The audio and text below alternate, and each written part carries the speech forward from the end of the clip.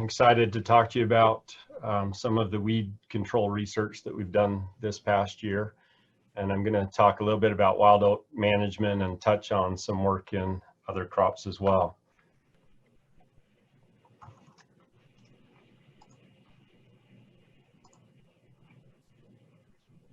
So hopefully we'll talk about wild oat control in barley, and then kind of building on what Earl had talked, or complementing what Earl had talked about, some work in looking at timings of herbicides on dormant alfalfa, and then also just highlighting a new species that we're concerned about that could potentially become an issue in alfalfa.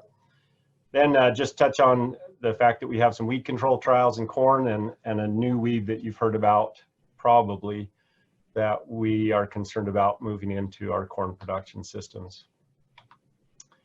So we conducted a wild oat trial in Hiram this year in barley. Here's a picture about a week after treatment, and I'll introduce that with this video. Hi, my name's Corey Ransom with Utah State University Extension, and I'm standing in front of a barley trial looking at wild oat control. So we're going to talk about wild oat management and some of the things that we've seen and some of the things that you need to be aware of when you're treating for wild oats. So in our trial, this is the untreated plot, and you can see the high density of wild oats. And also, interestingly, in this trial, many of the plots where the wild oats were not treated, the barley is actually lodged.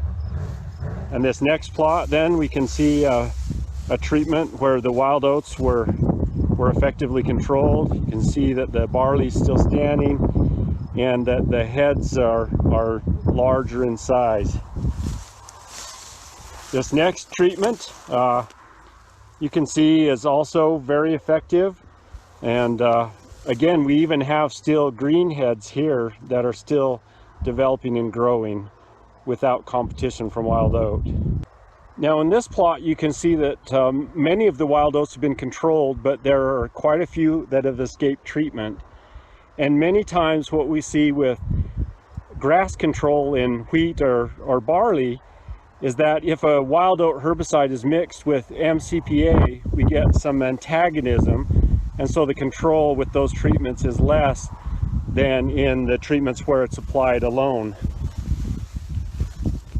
This next plot, again, you can see excellent wild oat control.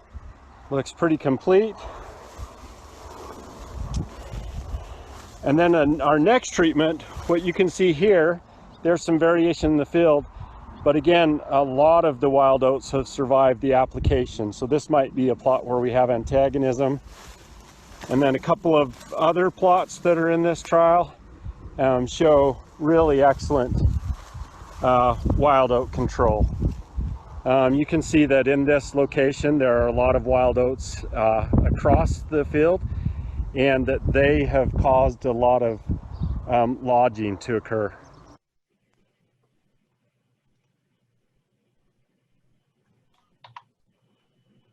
And I just want to talk here for a moment about the impacts of wild oats. So in looking at the impact of wild oat on the barley, if we pull a couple of heads out of one of the treated plots that were very effective in controlling the barley, and then we come over to a plot where the barley has been competing with the wild oat, and we pull a couple of heads out of here, plots, we can see that due to the severe competition, that the barley is delayed in its maturity for some of the smaller plants, and that the heads are much smaller because of the competition from the wild oats. And so not only will the yield of the barley be reduced by the wild oat competition, but then there's also a possibility for contamination of the barley seed and dockage when it's taken to the elevator if it's being sold. So I think it's pretty clear that there are obviously yield losses associated with wild oat and potential for an additional loss of value due to the dockage.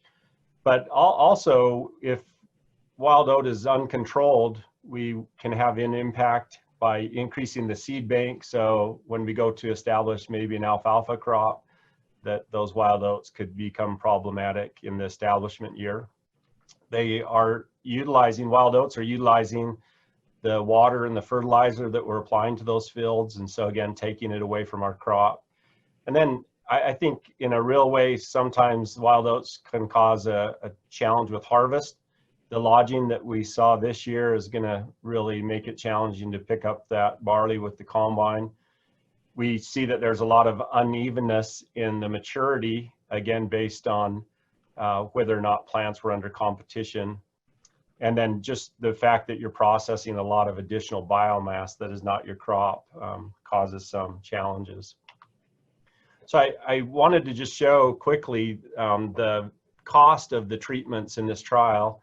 And these were taken from North Dakota State University, who maintains a list of average costs, so they might not represent the prices in our area. But we see that we have treatments anywhere from $15 up to $25 per acre. But keep in mind that the wild oat herbicide alone, whether it's axial or a product containing phenoxaprop, accounts for about $14.20. So we're talking about a $14 herbicide price. And so I wanted to look at that and see at different market values of barley, how many bushels of barley would it take to pay for that $14 herbicide treatment? And so on the left, you see barley prices from $2 to $5.50 a bushel.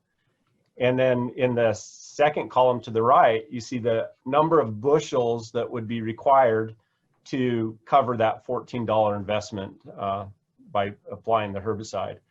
And you can see that at $2 per bushel barley, you only have to gain 7 bushels of barley in order to pay for the herbicide application.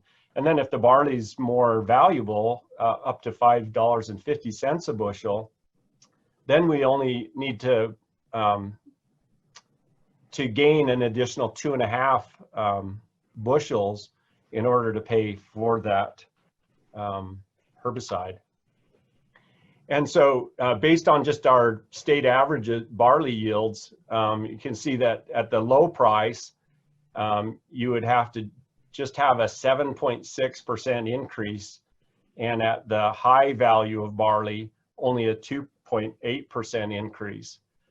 And so to put this in comparison, research out of Idaho has shown that a density of barley plants, only 3 barley plants per square foot, reduce barley yield by 18%. And so you can see that we easily double the gains by treating the wild oat over that 7.6% by treating the wild oat. So we have a lot to gain.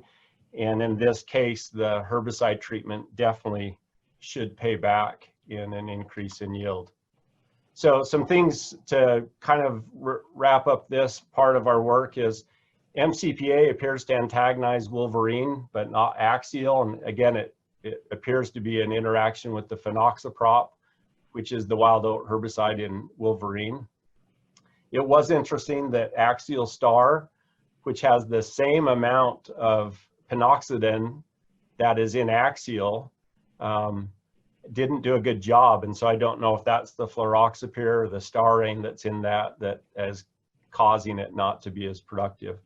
In this trial, the broadleaf component of these herbicides made little difference because the wild oat pressure was so high. We really didn't see any broadleaf weeds even in the untreated plots. The yield losses are significant, and I think definitely justify spraying for wild oat. And then another management is just rotating to other crops like alfalfa, obviously is a very effective crop for managing wild oat. Now I'd just like to touch on some work we did looking at timing of dormant applications in alfalfa, and then talk about Cutleaf Vipergrass, a new weed that has shown up across the state. So interestingly, the Roundup label, Roundup Power Max label, allows applications of Roundup to dormant non-GMO alfalfa. And because the alfalfa is not resistant, the rates are from 6 to 8 ounces per acre when the alfalfa is still dormant. So I think this is kind of a curious use of Roundup, and so we put out a trial looking at the tolerance of the alfalfa to Roundup Power Max at 6, 8, 10, and 12 ounces per acre. And then we applied these at 3 timings, the first of which is beyond what the label would allow. So March 23rd, when the alfalfa was average of 1 inch tall, April 3rd, when it averaged 2 inches tall, and April 14th, when it was 3.5 inches tall. And then we applied Sharpen at all of these same timings as well. And what you would definitely expect from this is that the higher the rate of Roundup, the more injury that occurred, and the larger the growth stage of the alfalfa when it was applied, the more injury. Even though Sharpen really burned back the alfalfa, as you saw in the research plots that Earl showed, as soon as it's burned back, it quickly begins to regrow, where the effects of the Roundup are much more lasting. We did see significant yield reductions with the applications of Roundup in the last 2 timings. Interestingly, even though you can see this low rate in the plot in front of us had significant yellowing, we did not measure significant yield losses at first harvest. And you can't really see these plots in the field in the regrowth. The new weed that we're concerned about is Cutleaf Vipergrass, and here's an area down by Sulphurdale, and you can see how aggressive this weed is in a really poor stand of alfalfa. This is what it looks like, and Jody Gale has put together a fact sheet about this that you can look at by accessing that from our website. We sprayed a lot of herbicides that are registered for use in alfalfa, and basically what we found is that while many of these like Raptor and Gramoxone and Velpar were really good against downy brome, represented by the orange bars, none of these herbicides provided effective control of the Cutleaf Vipergrass. So that's really concerning. And here you can see the Vipergrass is the pile of biomass at the top of the slides, and you can see that it produced almost as much biomass as the alfalfa in this particular site. So I want to reiterate that there are really no good options for controlling Cutleaf Vipergrass in alfalfa. It is very competitive in weak stands, and we really would encourage you to look for Cutleaf Vipergrass and try to control it on roadsides and in waste areas so that it doesn't become predominant in our alfalfa fields. And again, you can sign up to receive the From the Field articles, and there's more information in a little fact sheet or article that Jody Gale put together. We do continue to do some work looking at weed control in corn, and there are lots of options available for controlling weeds in corn, including herbicide-resistant varieties, Roundup Ready and Liberty Link, as well as varieties that have a stack of both of those genes. We have pre-emergent and post-emergent herbicides, and I think the biggest challenge that we have in corn is trying to use different enough approaches that we don't select herbicide-resistant weed populations. So while Roundup Ready corn may be really great and efficient, we need to make sure that we're including other herbicides so that we don't select Roundup-resistant weeds. And in our trial this year, our pre-emergent herbicide alone provided excellent weed control. And so in some cases, you get excellent weed control out of the herbicide on its own.